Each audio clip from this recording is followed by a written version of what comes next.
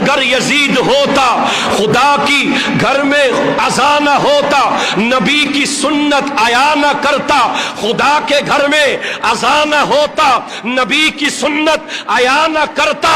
हुसैन मेरा, हुसैन तेरा, हुसैन इनका, हुसैन उनका, वो खुशकियों का, समंदरों का, वो सूफियों का, कलंदरों का।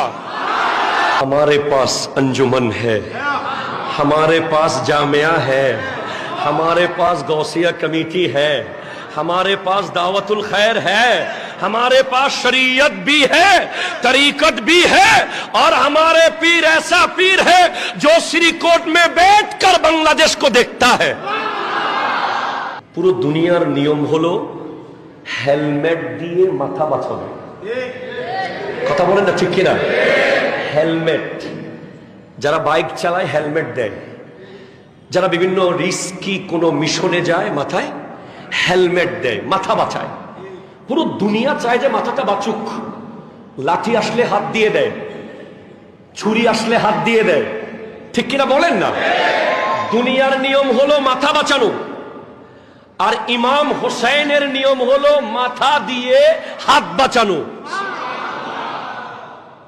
আপনাকে বুঝতে হবে জিনিসগুলো, শুধু শুনে চলে গেলে হবে না।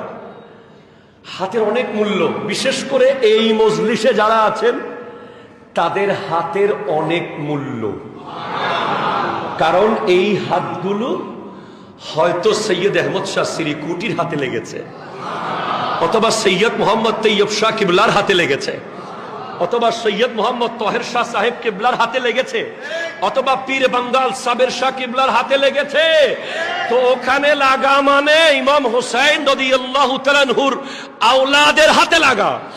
সুতরাং আপনাকে মনে রাখতে হবে, আমাদের মাথা বাঁচানোটা ইম্পর্টেন্ট নয়, আমাদের জন্য ইম্পর্টেন্ট হলো হাত বাঁচানো। হাত, ওগো হুসেন, আপনি হাতটা একটু দিয়ে দিলে কি এমন হয়ে যেত।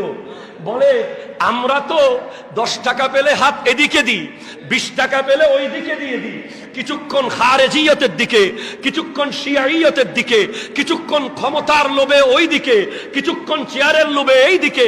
ইমামে হোসেন বলে না না না, আমার হাত দেওয়া যাবে না। কেন? এই হাত আমি একার হাত নয়, এই হাতের উপরে আছে সিদ্দিকে আকবরের সাদাকতের হাত, আছে ফারুকে আজমের আদালতের হাত, আছে উসমান জুন্নুরাইনের সাখাওয়াতের হাত, আছে মাওলা আলীর বেলায়েতের হাত, আছে রাসূল আরবির রিসালাতের হাত। ইয়াদুল্লাহি ফাওকা আইদিহিম, এই হাতের উপরে আল্লাহর কুদরতের হাত আছে। এই হাত কোন শরাবি